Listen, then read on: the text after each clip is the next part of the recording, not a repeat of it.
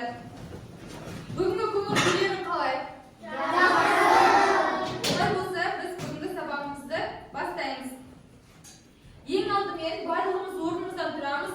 Бүгінгі көңіл күйімізді көтеріп, сабағымызға дайындалу үшін біз бір өлең шумақтарын бірге оқимыз. Мен айтам, сендер артынан қайталаңдар бірге. Қандай уәде береміз? Бес болсын алар бағамыз. Біліммен бақыт табамыз. Өнер білім көп оқып, өсе берсін санамыз. Тағы бір қайталаймыз. Қандай уәде береміз? Бес болсын алар бағамыз. Білімнен бақыт табамыз. Өнер білім көп оқып, өсе берсін санамыз. Тамаша, отыра қойыңдар. Олай болса, балалар, біз өткен сабақта қандай тақырыпты өттік? Кім айтады? Қол көтеріп айтамыз. Венера айта ғой. Жаңылтпаштан мақал мәтелдер, жұмбақтар. Жарайсыз, дұрыс. Дұрыс айтасыңдар, балалар, біз өткен сабақта мақал мәтел, жаңылтпаш, жұмбақтарды өткен болатынбыз. Ендеше сол өткен тақырыпты қайталау барысында сендерге ойын ретінде жасап алып келдім. Осы бойынша тақтаға шығамыз. Омартаға балалар барар, ол жерде бал аралары бар. Жасмин. Жарайсың.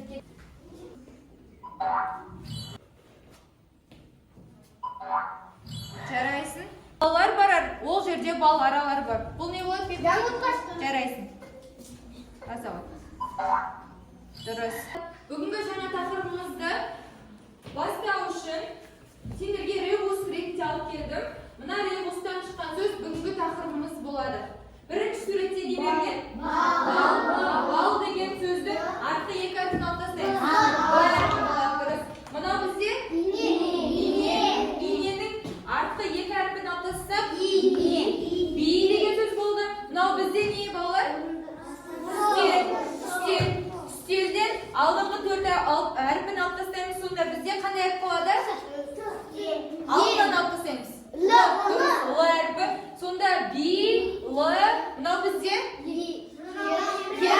керік. Дұрыс, қазақшасы керік болады. Керіктің алдынан бір әріпті, артынан екі әріпті алсақ, қандай әріптер қалады? Ер. Дұрыс айтасың, Ислам. Бізде балалар қандай тақырып шықты? Билер.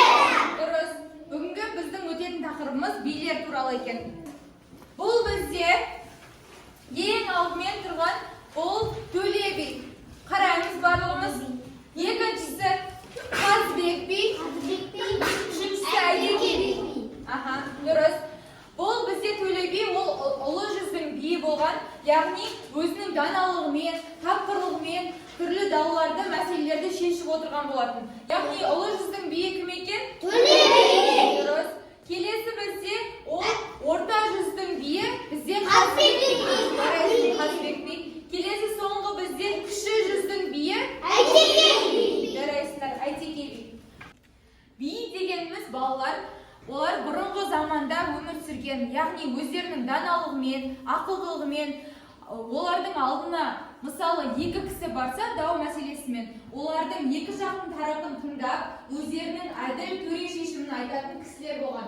Ал осы біздің ең атақты өзіміздің дана болған үш биіміз бар. Оларды қайтадан айтып шығайықшы. Бірінші ұлы жүздің биі бізде. Дұрыс. Орта жүздікі. Келесі кіші жүздің биі Әйтеке би. Дұрыс. Би деп қандай адамдарды айтады екенбіз? Қол көтеріп жауап береміз. Айта қояйын. Адал және өзінің ойымен шешетін адамдарды айтамыз. Дұрыс. Ол әділет мәселені өзінің даналығымен және де бізде шешендік сөздермен астарлап жеткізетін кісілер екен. Келесі бірінші тапсырманы ашамыз. Мәтінмен жұмыс бізде.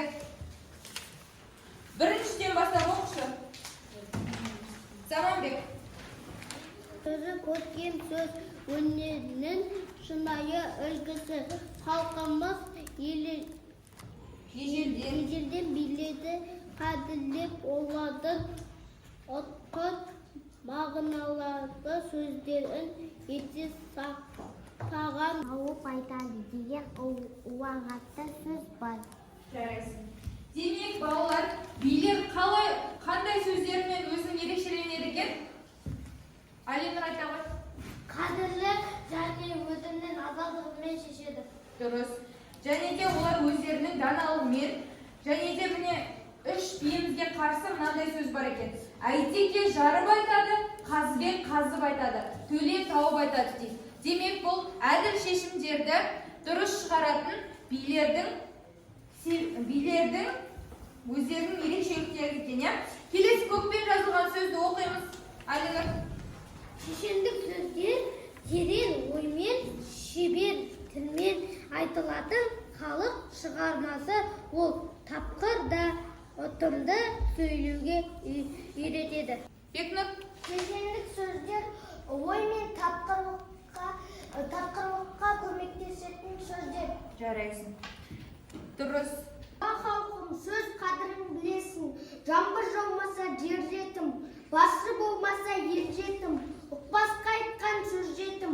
Атың жақсы болса ер жігіттің пырағы, балаң жақсы болса жан мен тәнінің шырағы. Аты жаманның арманы кетер, баласы жаманның дәмені кетер. Алтын яңы отан қымбат, қот берген атан қымбат, аймалайтын анан қымбат, мейірімді апан қымбат. Асқар тауың әкең қымбат, кіндік кескен жең қымбат, ұят бенен ақ қымбат. Бай болсан халқына пайдан тисін, батыр болсан жауға найзан тисін.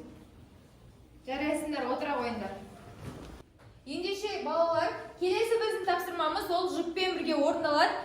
Бұл жерде суретте не бейнеленген? Билер! Дұрыс, билер бейнеленген. Осы жерде суреттің астына бұл қай би екенін жазып және де олардың өмір сүрген жылдарын дұрыстап жазуымыз керекпіз. Жанымыздағы көршімізбен бірге орындаймыз. Тез-тез бұған 3 минут уақыт беріледі. Бірге орындайсыңдар екенін, сендер екеуің бірге. Барлықтарына жетті ма? Екеуіңізден? Өмір сүрген жолы.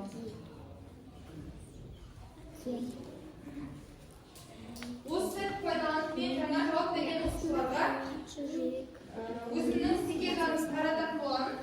Бекнұр бізде жарайсың, Алинұр жарайсың, және де Заманбек оқыды, иә?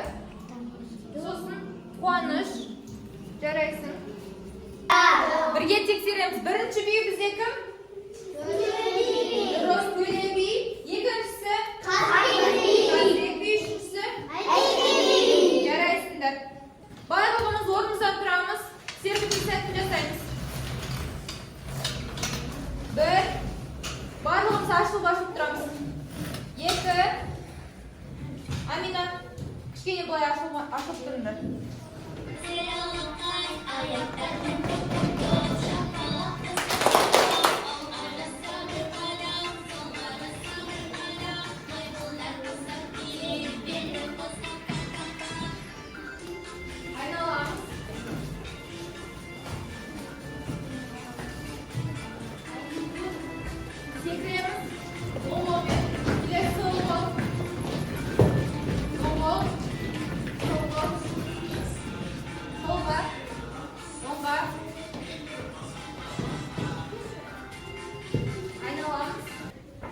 Балалар, бізде үшінші тапсырма бұл топтық жұмыс ретінде орындалады.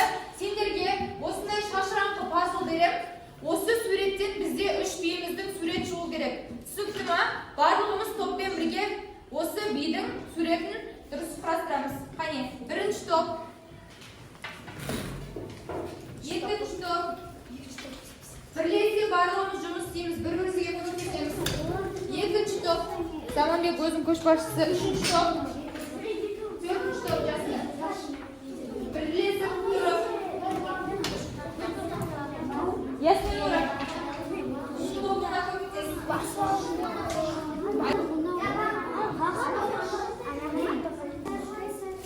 Сендер бар ғой?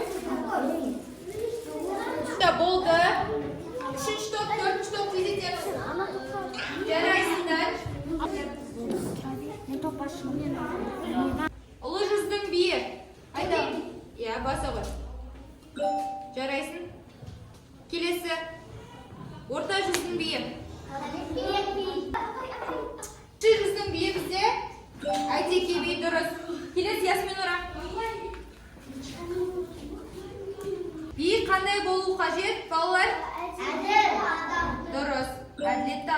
Халиджа.